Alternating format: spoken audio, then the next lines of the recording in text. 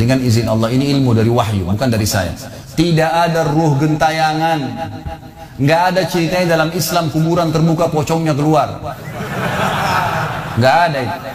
Nggak ada tangan dari kloset tarik-tarik orang. Itu semua dusta, dusta. Perusakan akidah dari media-media syaitan. Sinetronnya, filmnya, segala macam. Manusia bisa berubah jadi singa lah, bisa beginilah, macam-macam. Dusta, dusta. Nggak ada dalam Islam. Nggak ada. Lalu dari mana? Kalau saya beli rumah, saya pernah dengar suara bayi di atas rumah, atap rumah saya. Saya pernah dengar suara cangkul di belakang rumah, pintu bunyi sendiri, gitu kan?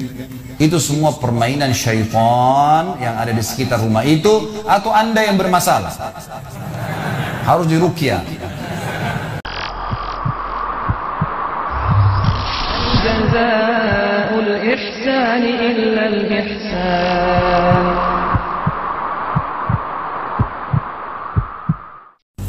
Yang kedua yang saya ingin titik beratkan teman-teman sekalian, dan ini yang paling banyak di Indonesia dimasuki oleh syaitan, didukung juga dengan media-media syaitan. Masalah pintu takut. Takut. Kalau ada rasa takut, bisa dikuasai sama dia. Tapi kalau tidak takut, gak bisa. Orang yang mau dihipnotis, kalau akidahnya benar, gak bisa dihipnotis tuh. Syaitannya gak berani. Dan ini kita harus hati-hati teman-teman sekalian, karena pintu takut ini selalu ditunggang oleh syaitan. Saya kasih contoh begini. Ada satu rumah teman-teman sekalian, di situ ada orang bunuh diri, gantung diri. Kira-kira mau beli rumahnya nggak? Baik, banyak orang jawabannya takut. Kenapa takut? Ada ruh gentayangan.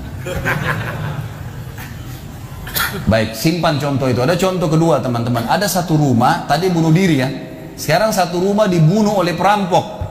Mau beli rumahnya nggak? Sama juga. Masya Allah cuma 3 orang yang jawab, yang lain berani semua ini. Nggak mau juga beli. Kenapa? Takut. Ada ruh gentayangan. Teman-teman sekalian, ambil dari saya malam ini. Dengan izin Allah, ini ilmu dari wahyu, bukan dari saya. Tidak ada ruh gentayangan. Nggak ada ceritanya dalam Islam kuburan terbuka pocongnya keluar. Nggak ada itu. Nggak ada tangan dari kloset tarik-tarik orang. Itu semua dusta, dusta. Perusakan akidah dari media-media syaitan. Sinetronnya, filmnya, segala macam. Manusia bisa berubah jadi singa lah, bisa beginilah, macam-macam. Dusta, dusta. Nggak ada dalam Islam. Nggak ada. Kita tarik ke contoh tadi. Orang yang bunuh diri tadi berdosa besar bukan? Dosa besar. Berarti dia meninggal sekarang di kuburan lagi disiksa. Nggak ada ceritanya keluar ganggu orang atau balas dendam.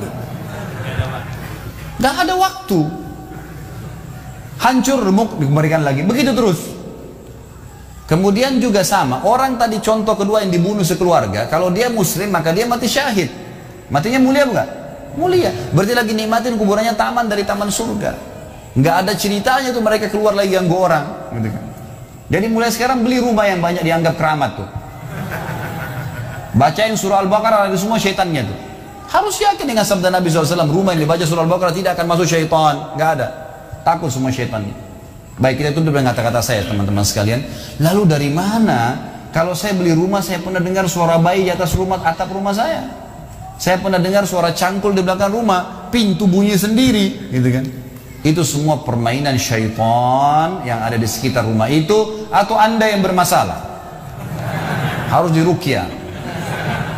Dibacain ayat, ada sihirnya tuh. Mungkin pernah mandi dulu ilmu kebal, mungkin pernah ini, mungkin pernah bersemedi, apalah macam-macam yang khurafat ini, maka dia harus diruqyah. Jadi harus diobatin. Baik, begini contohnya. Kalau kita lagi lewatin tadi rumah yang orang ada bunuh diri, ini kalau ada syaitan di sini marah dengan saya, tapi saya nggak peduli. Emang dia musuh kita. A'udzubillahi minasyaitonirrajim. Gitu kan. Allah hancurin mereka. Gitu kan. Yang jelas teman-teman sekalian, kalau kita lewat di rumah yang ada orang bunuh diri, gitu kan.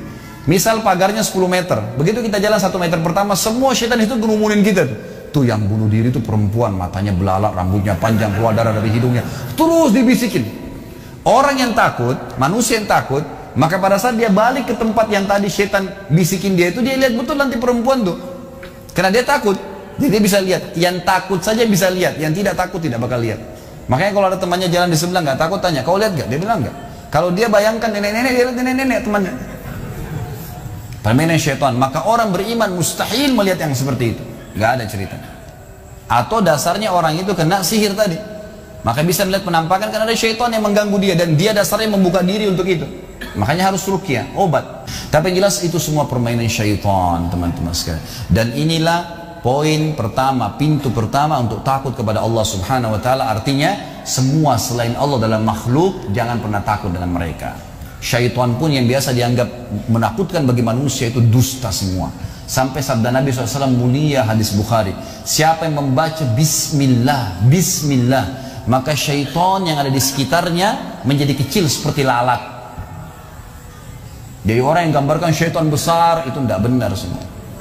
Kata Nabi SAW dalam hadis Bukhari yang lain, siapa yang mau masuk ke rumahnya lalu dia baca Assalamualaikum, salam warahmatullahi wabarakatuh, syaitan di sekitar rumahnya berkata kepada teman-temannya, tidak ada tempat nginap buat kalian malam ini. Salam saja sudah jadi benteng, nggak bisa masuk.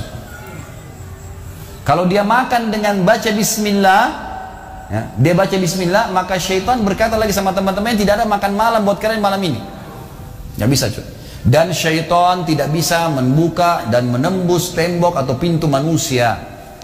Dusta semua itu tembus tembok, tembus pintu, dusta. Karena Nabi SAW yang bilang, syaitan tidak bisa membuka kembali pintu yang ditutup oleh manusia. Syaitan tidak bisa membalikkan ya panci yang sudah ditutup oleh manusia. Maka padamkanlah lampu kalian, tutuplah panci-panci kalian, karena syaitan bisa menunggangi makhluk yang lain. Sebagai penutup hadis Nabi SAW, pernah ada seorang sahabat membawa tikus ditangkap malam hari. Pada saat ditangkap tikus tersebut, lalu sahabatnya tidak bunuh, dipegang sama dia, dibawa ke masjid. Dia bilang, ya Rasulullah, ini tadi ya, saya tangkap di rumah saya apain hewan ini? Boleh saya bunuh atau enggak?